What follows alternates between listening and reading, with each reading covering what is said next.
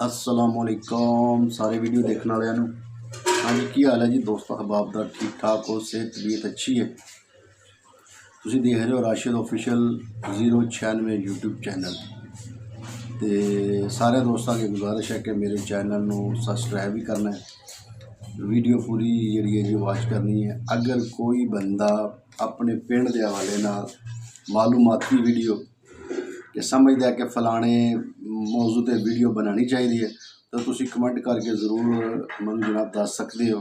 मैं इंशाल्लाह पूरी कोशिश कराँगा कि उस मौजू पर वीडियो बनाई जाए क्योंकि साढ़े पिंड माशाल्लाह बहुत चीज़ां ने तारीखी चीज़ां ने उन्होंने बारे नाल ही वीडियो बन सकती है। और साढ़े पिंड माशाल्लाह फौजी बहुत ने उन्होंने बारे नाल ही वीडियो बन सकती है।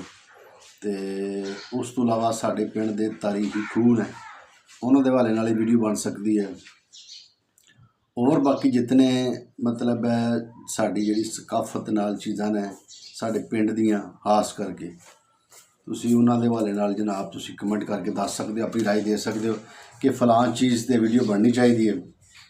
तो कल एक परसों की वीडियो अपलोड की सी उहदे च कुछ मास्टर सी टीचर साढ़े उन्होंने नाम रह गए सी ते मेरा प्रोग्राम सी ते लेकिन अज तो नहीं जिहड़े ने वो कवर किए जाणदे। अगली वीडियो इंशाल्लाह होएगी तो उहदे ते जनाब जिहड़े नाम रह गए सी इंशाल्लाह जरूर डिस्कस होणगे। उस तो इलावा मैं अपने सांढूआं दे हवाले नाल जिहड़ियां ने जी वो वीडियो बनाई सी उहदे च भी कोई शायद कोई दो जिहड़े ने ना तीन वो घर रह गए सी ते और दोस्तां ने कमेंट करके थल्ले दस्सिया सी। तो इंशाल्लाह जिहड़े मतलब सांढूआं दे विच नाम रह गए सी या जिहड़े साडे पिंड दे मास्टर हज़रात ने उन्हां दे जिहड़े नाम रह गए सी उन्होंने वाले नाल भी वीडियो जी इंशाल्लाह वो वीडियो दोबारा जी बनाई जाएगी। तो अज की मेरी वीडियो का जो टॉपिक है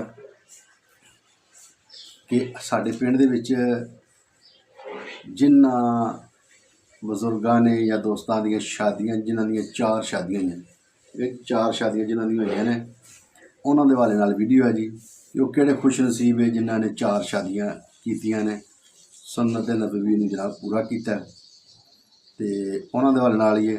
चलो हो सकता है उन्होंने गलबात उन्होंने नाम सुन के हो सकता है और दोस्त भी जिन्हों का दिल है शादी करने तो चलो यार असी दूसरी कर ली चलो चौथी वाला तो मुश्किल है। चलो बहुत सारे का दिल करता है कि यार सानू जी है ना वो दूसरी शादी करनी चाहिए है। ठीक है जी तो शादी जी है वो जरूरी भी है वक्त के नाल अगर अल्लाह पाक ने माल दौलत दी है तो दूसरी तीसरी चौथी शादी लाजमी करनी चाहिए। तो अज जनाब मैं दसांगा साडे पिंड दे जिहड़े 3 खुश नसीब बंदे सी जिन्हां ने सुन्नत नबी ते अमल किया सी। जनाब मुहम्मद इकबाल वल्द लाल खां उन्होंने 4 शादियां कीतियां सी। चाचा अली सैन मरहूम वल्द मुहम्मद सादक सुलमान रक्षाला उन्होंने वालिद साहब इलियास वल्द खादम सैन ठेकेदार खालक दे चचाजाद भाई ने फौत हो गए।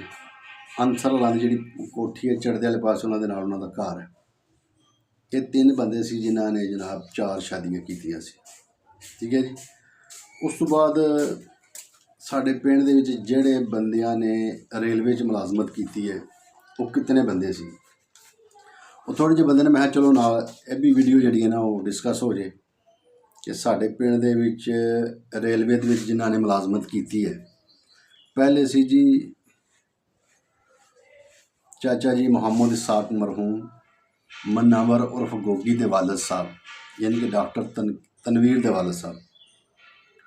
उस तो बाद सी जी बाबा जी मुहम्मद यूसुफ मरहूम अमजद सूबेदार सज्जाद दे चाचा जान। ठीक हो गया जी।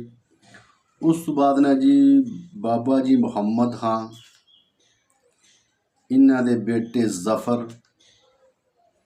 इन्हां दे दूसरे बेटे मज़र और इन्हां दे पोतरे उस्मान। ठीक है जी मज़र ते सेलवैंदी इन्हां दे जिहड़े ने जी ये वालिद ने जिहड़े अज दे चलो नौजवानों अगर नहीं पता लगता तो सेलमैंदी दे वालिद साहब ने इन्हां ने तकरीबन बाबा जी दे 2 बेटे और एक उन्होंने पोतरे ये जनाब 4 जिहड़े ने जी ये मुलाजम रहे रेलवे दे। ਇਹ ਦੋ ਮਜ਼ਹਬ ਵੀ ਮੇਰਾ ਖਿਆਲ ਹੈ ਡਿਊਟੀ ਕਰ ਰਿਹਾ ਤੇ ਉਸਮਾਨ ਵੀ ਕਰ ਰਿਹਾ ਤੇ ਗਾਲਬਨ ਉਹਨਾਂ ਦੇ ਭਾਈ ਨੇ ਜਿਹੜੇ ਜ਼ਫਰ ਉਹ ਮੇਰਾ ਖਿਆਲ ਹੈ ਪੈਨਸ਼ਨ ਆ ਗਏ।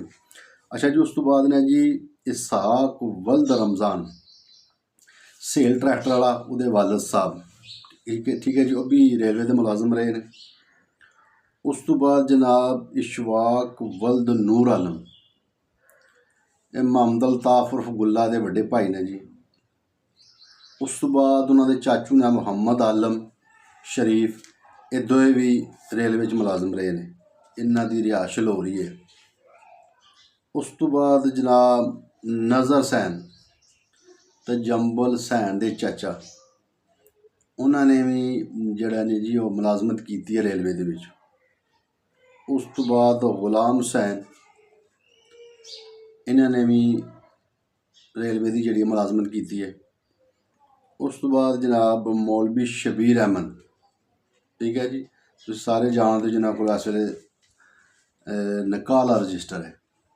ਤੇ ਇਹ ਸੀ ਜੀ ਅੱਜ ਦੀ ਵੀਡੀਓ ਕਿ ਸਾਡੇ ਪਿੰਡ ਦੇ ਵਿੱਚ ਕਿਤਨੇ ਬੰਦੇ ਨੇ ਜਿਨ੍ਹਾਂ ਨੇ 4 ਸ਼ਾਦੀਆਂ ਕੀਤੀਆਂ ਨੇ ਔਰ ਕਿਤਨੇ ਸਾਡੇ ਪਿੰਡ ਦੇ ਬੰਦੇ ਸੀ ਕਿ ਜਿਨ੍ਹਾਂ ਨੇ ਰੇਲਵੇ ਦੇ ਵਿੱਚ ਮੁਲਾਜ਼ਮਤ ਕੀਤੀ ਹੈ।